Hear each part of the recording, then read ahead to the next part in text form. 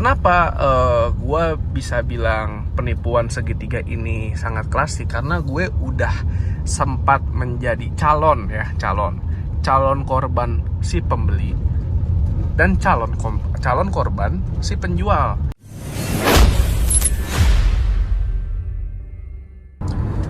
Assalamualaikum guys, gue lagi bawa mobil.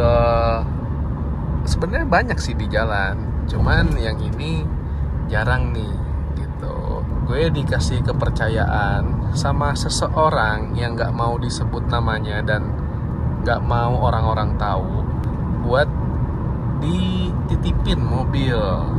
Pasti kalau ngeliat dari segini sih tahu ya mobil apa gitu. Cuma kalau misalnya gue kasih lihat pintunya sih, ini agak pelit nih pintunya nih, pintu irit nih. Nah itu yang bikin jarang gitu. Cakep ya.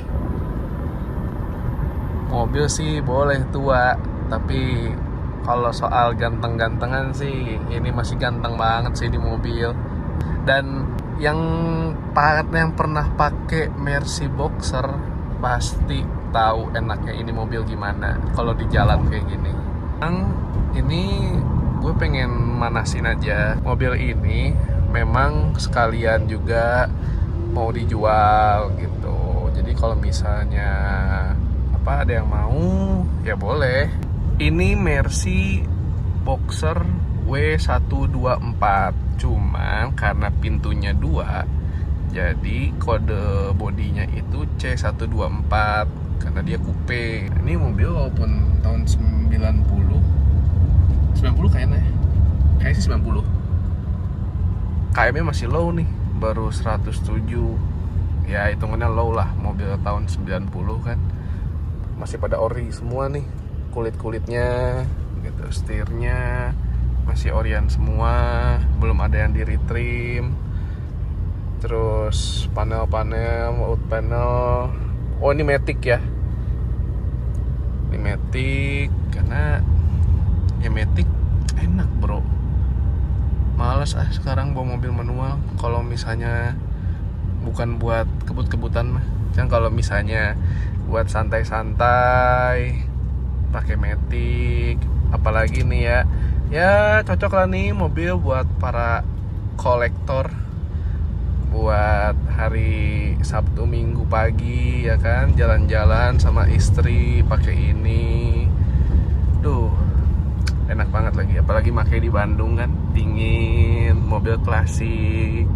Pagi-pagi cari coffee shop, ngopi gitu kan, sarapan, udah agak siang pulang. Ini mobil buat di zamannya canggih loh ini mobil. Kalau ntar deh, jadi ini tuh Cobra safety beltnya masih fungsi gitu kan. Nah tapi itu harus dibuka dulu pintunya. Nanti pas berhenti gue kasih lihat si Cobranya itu dia nganterin safety belt itu ke kita. Soalnya kan ini kan coupe ya, pintunya tuh panjang banget nih gitu. Jadi kalau misalnya kita buat narik ke belakang safety belt itu susah kan. Nah dia tuh nganterin sendiri tuh biar kita gampang pakai safety beltnya. Dan itu masih aktif, padahal mobil tahun 90. Biar video ini berbobot ya, gue pengen ngobrol lah, pengen cerita gitu, buat edukasi juga buat kalian sebagai penjual kendaraan ataupun pembeli ya, calon pembeli gitu. Jadi ini tuh sebenarnya tentang penipuan segitiga. Nah penipuan segitiga ini sebenarnya menurut gue ya, gue sebagai pedagang itu sangat hal yang klasik lah, penipuan yang sangat klasik gitu. Karena udah banyak banget yang nge-sharing di forum-forum, di medsos tentang penipuan segitiga ini gitu ya. Jadi penipuan segitiga ini pada intinya itu ada penjual, ada calon pembeli, dan ada si penipu. Nah, si penipu ini biasanya biasanya itu di awal kalian sebagai penjual ngiklanin, ada fotonya dan lain-lain gitu kan. Nah, si penipu itu dia ngechat kalian tuh yang penjual, pura-pura seakan-akan mau membeli kendaraan kalian, maupun itu mobil ataupun motor gitu ya. Nah, nanti biasanya mereka minta izin tuh untuk minta foto-foto lengkap si kendaraan kalian, bahkan sampai ke surat-surat STNK dan BPKB. Nah, biasanya mereka itu tidak akan banyak nego lah. Dia tuh misalnya anggaplah kalian buka harga 100, kalian net di 95. Biasanya mereka itu langsung mengiyakan gitu, tanpa banyak basa-basi, kayak oke, 95 gitu. Nah, pada saat itu biasanya dia langsung memposting tuh kendaraan kalian di marketplace dengan harga yang lebih murah dan biasanya tidak masuk akal. Pasaran 100 misalnya, mereka jual 65, 60 gitu. Otomatis pada saat ada calon pembeli yang melihat iklan dengan harga miring tersebut, pasti dong langsung buru-buru, ya kan, langsung ngejar lah itu kendaraan, karena kapan lagi dapat murah, apalagi kalau misalnya dari foto mobil itu bagus, ya kan. Nah, kenapa gue bisa bilang penipuan segitiga ini sangat klasik? Karena gue udah sempat menjadi calon korban si pembeli dan calon korban si penjual. Jadi kendaraan gue itu dijadikan objeknya untuk penipuan itu gitu. Gue pengen ngasih edukasi lah gitu ya. Jadi tuh gini, kemarin itu belum lama temen gue, sahabat gue lah, udah gue anggap juga udah kayak keluarga sendiri, dia baru kena musibah, yaitu kena tipu beli motor besar, yaitu penipuan segitiga ini gitu.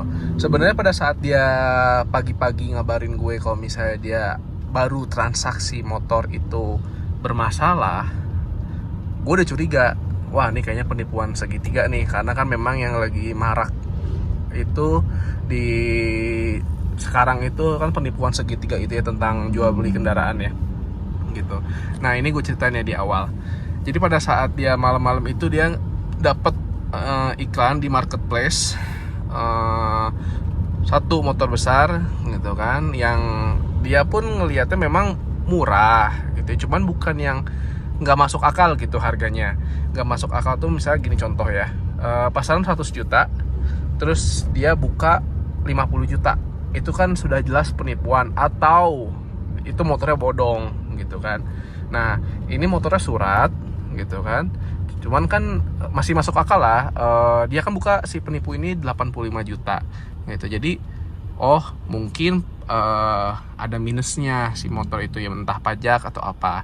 Akhirnya dia kontak lah si penipu ini, teman gue itu ya. Jadi pada saat kontekan di awal di marketplace, akhirnya pindah ke WhatsApp gitu kan, pindah ke WhatsApp. Selama chatan itu tidak ada indikasi sama sekali dia di video call mau loh, itu yang aneh gitu.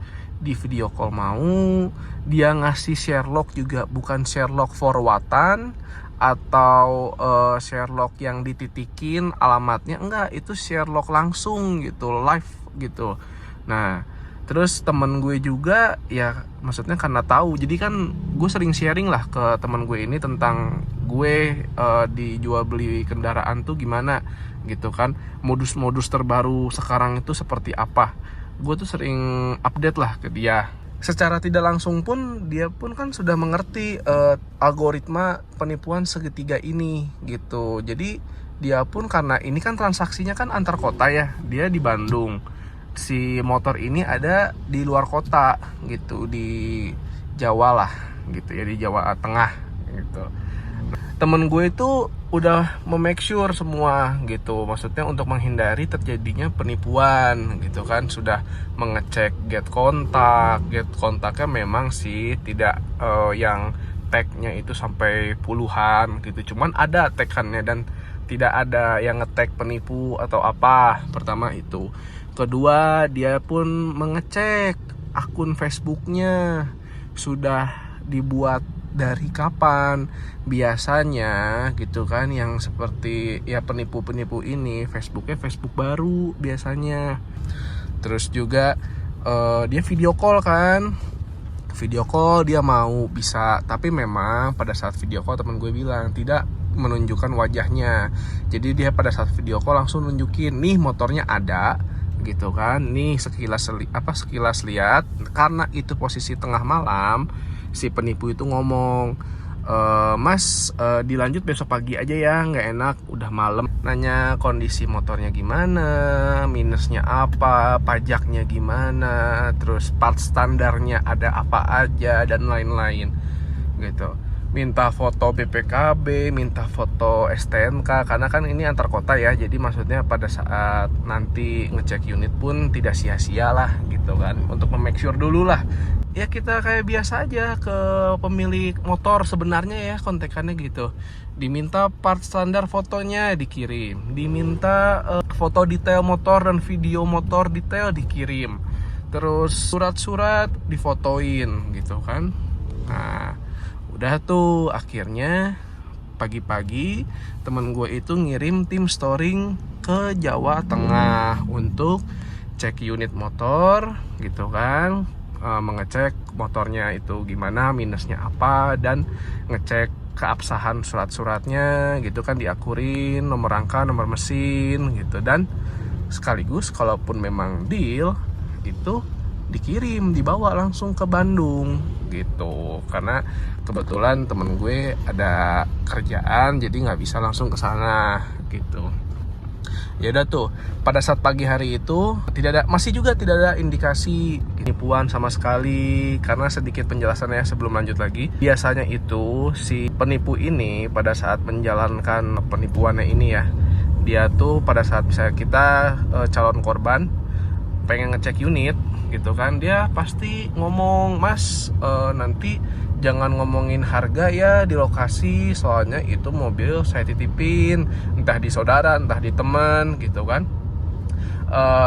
Bilang aja mau ngecek gitu kan, nanti kalau misalnya udah ngecek mobilnya, surat-suratnya langsung transfer ke saya gitu. Kenapa dia seperti itu? Agar kita tidak ada interaksi sama si pemilik mobil atau kendaraan itu sebenarnya. Misalnya pada saat kita cek unit, si penipu ini akan berusaha mendistract kita, nelfonin si pemilik, nelfonin si korban calon korban penjual gitu, agar kita tidak banyak interaksi sama si milik mobil kendaraan tersebut, dan kita pun sebagai penjual pembeli interaksinya karena dia teleponin terus gitu. Nah temen gue ini nggak ada sama sekali, nggak ada indikasi itu. Dia sama sekali ya udah kayak memang yang di gini. Jadi temen gue chatan sama penipu seakan-akan yang di lokasi motor gitu loh, sama yang di lokasi gitu. Nah terus pas setelah itu tuh ya udah gitu kan, karena tanpa keraguan si penipu ini pun kan masih chatan tuh sama temen gue. Ya dia update, Mas, ini tim storing udah nyampe ya, Mas, tim storing lagi cek motornya ya, Mas, tim storing lagi cek surat-suratnya ya. Itu selalu diupdate. Jadilah transaksi. Nah sebelum transaksi pun temen gue itu memake sure dua kali ke si yang di lokasi, yaitu pemilik motor. Jadi, Mas, ini bener nomor rekeningnya ini. Nah kan temen gue kontekan sama si penipu ya, jadi temen gue posisi sampai pada saat transaksi pun belum tahu kalau misalnya ada orang ketiga nih, belum tahu si pemilik motor itu ternyata bukan yang dikontekan. Ini nomor rekeningnya udah bener belum gitu kan. Akhirnya teman gue nge-forward ke tim storing, forward nomor rekening untuk di make sure ke si pemilik motor. Sudah 2 kali di make sure dan dia mengiyakan, dan terjadilah transaksi. Masih tenang tuh karena kan temen gue di situ sudah ada orang kepercayaan di lokasi gitu. Ya udah bayar, ya udah tinggal prepare untuk motornya dinaikin dan berangkat ke Bandung. Setelah transaksi 10 menit kemudian, tim storing hubungin temen gue kalau misalnya motor nggak boleh dibawa karena uangnya belum masuk. Lah temen gue pun kaget kan, lah kok belum masuk, kan tadi udah ditransfer, sudah di make sure nomor rekeningnya gitu kan. pikir teman gue itu mungkin ada kendala dari bank gitu kan. Ternyata si pemilik motor bilang kalau orang yang mau transfer dia alias si penipu itu nggak bisa dihubungi. Nah inilah ya yang disinilah yang pengen gue ceritain. Maksudnya itu kan udah gue ceritakan ya sebagai kita calon pembeli gitu kan, langkah-langkah yang kita harus ambil gitu kan, hati-hatinya yang harus kita cross check gitu, itu sudah gue jelaskan. Nah ini gue mau menceritakan posisi si pemilik motor, kenapa dia bisa ketipu gitu ya. Karena di sini tuh pada intinya karena kelalaian si pemilik motor ini mengakibatkan kerugian material ke temen gue gitu.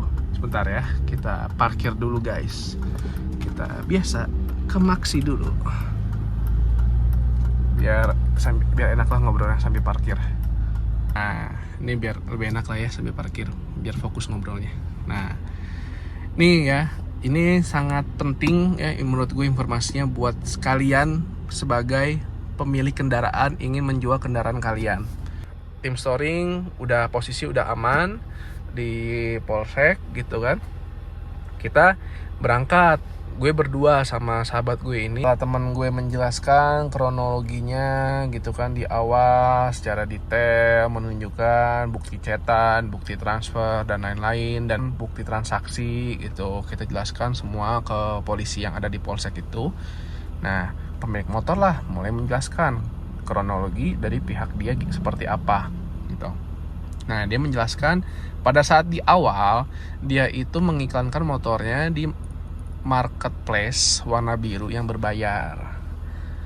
Datanglah menghubungi si penipu ini gitu ya. Jadi kalau ceritanya itu dari pihak pemilik itu, dia ngehubungin kalau ada orang yang mau beli motor ini secara kredit gitu kan.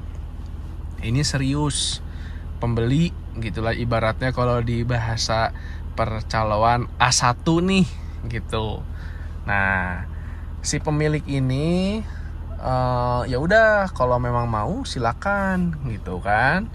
Terus dengan diiming-imingi harga yang menurut gue sih sebenarnya untuk harga motor itu cukup tinggi gitu. Jadi pada intinya itu dia tergiur dengan harga yang lumayan lah gitu.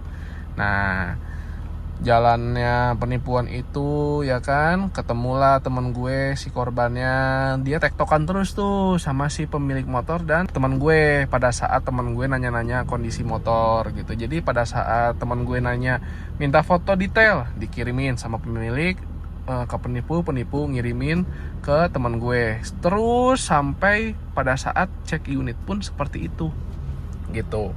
Nah menurut gue ya kesalahan yang sangat fatal di sini, si pemilik motor ini itu dia sangat berani ya pada saat mempercayakan uang ya yang untuk pembelian motor ini ditransfer ke si penipu ini. Maksudnya gue tahu memang dia nggak tahu ya ini itu penipuan, cuman kan kalau menurut gue nih logika aja ya, kita berlogika lah pada umumnya.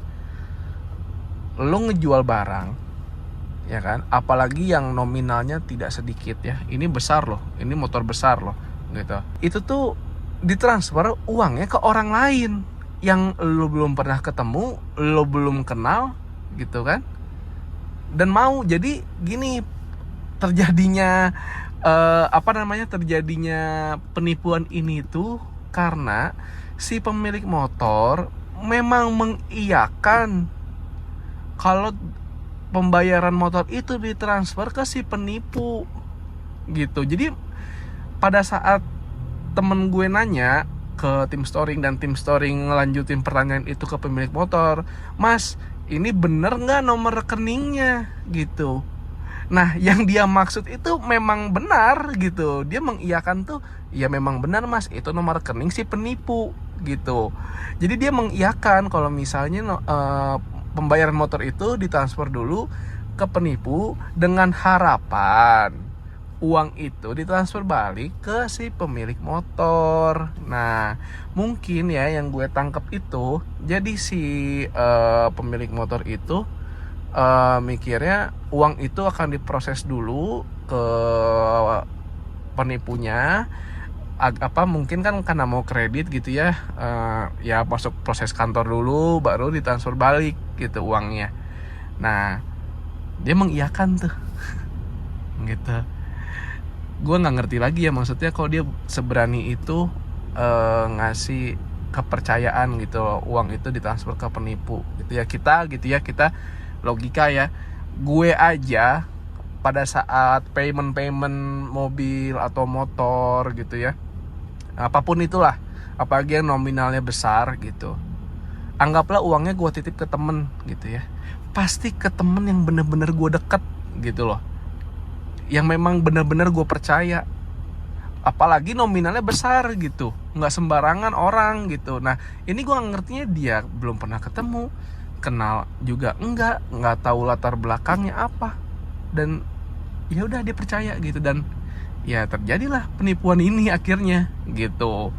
Nah setelah dia polsek gitu kan, ya memang kita tahu ya ini tuh memang musibah gitu, dari pemilik motor musibah kena tipu, teman gue pun terkena musibah, uangnya sudah masuk gitu.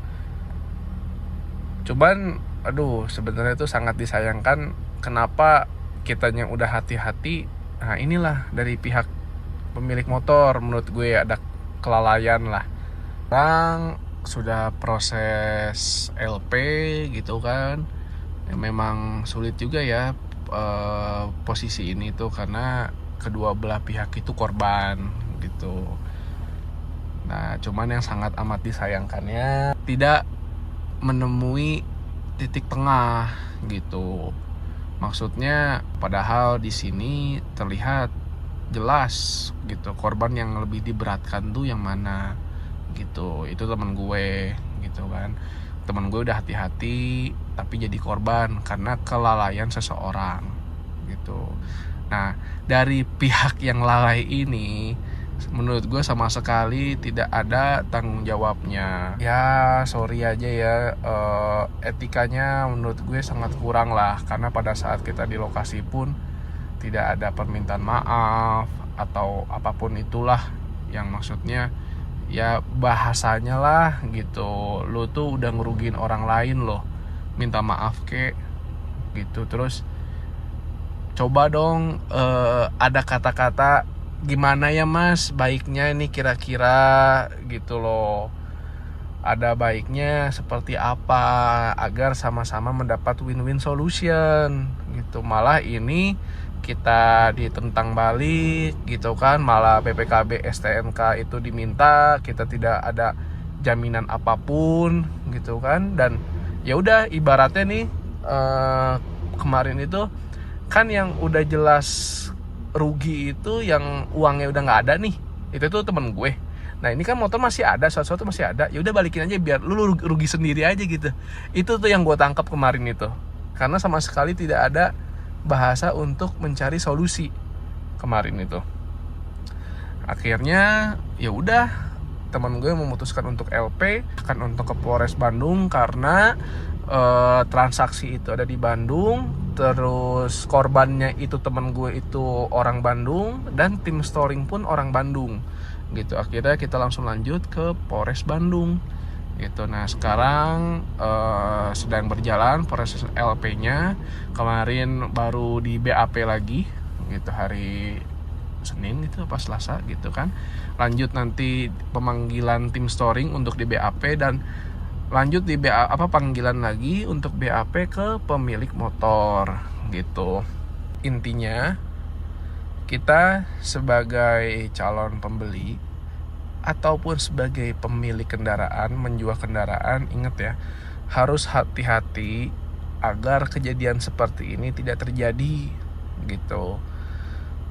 Maupun itu dari pemilik jangan cepat tergiur dengan harga yang ditawarkan calon pembeli ini, si penipu ini gitu ya. Harus di make sure ulang gitu ya. Dan jangan pernah mau uang itu ditransfer ke rekening manapun selain rekening sendiri, kecuali gitu ya rekening istri lo atau apalah gitu kan, baru itu. Cuma kalau misalnya apalagi orang yang nggak dikenal, jangan sampai gitu, jangan pernah mau gitu. Nah, kalian sebagai calon pembeli kendaraan pun harus lebih hati-hati lagi. Temen gue pun yang sudah hati-hati masih kena gitu. Jadi gue mengambil, ya ini ilmu yang mahal ya gitu. Gue mengambil ilmu dari kejadian ini gitu kan. Setiap transaksi, kalau rekeningnya itu bukan ada yang di lokasi, jangan transfer dulu. Harus memake sure dulu ini rekening siapa gitu kan. Terus kalau misalnya uang udah ditransfer, itu pastikan dibawa kendaraannya gitu. Kalau bisa buat video. Kemarin pun gue transaksi mobil, jadi ada rekannya lah yang ke lokasi, dan uangnya itu ditransfer ke rekannya dulu atas persetujuan pemilik gitu kan. Gue pun ditunjukin chatnya. Gue bikin video pernyataan gue di situ di dalam in-frame, plus si pemilik si rekannya itu yang minta tolong untuk nitipin buat ngejualin gitu kan. Bikin video kalau misalnya pembelian motor ini dengan plat ini, merek ini gitu kan, ke atas nama rekening ini gitu kan. Setelah sudah payment full, motor akan dibawa atau mobil akan dibawa gitu. Itu wajib dibikin gitu. Jadi yang di luar sana sedang bertransaksi atau akan transaksi atau akan menjual kendaraannya, sekali lagi hati-hati, karena modus penipu itu selalu satu langkah di depan gitu. Jadi hati-hati guys. Nah, dari setelah cerita tadi, nah ini mobilnya ya gue spill guys. Yang kali ini ya minat buat nambahin koleksi di rumah. Joknya masih pada ori nih. Nah, nih gue kasih lihat nih canggihnya mobil tahun 90. Wih deh, Cobranya masih aktif bro. Keren ya, mobil tahun 90 nih bos. Ini tampilan mobilnya, Mercy C124 Coupe 1990. Ganteng ya tongkrongannya, asik banget nih. Nah, ini yang penasaran sama mobilnya, nanti bisa cek ke IG gue, Five Ways Garage, karena ini mobil bakal gue posting juga di IG gue. Oke, thank you.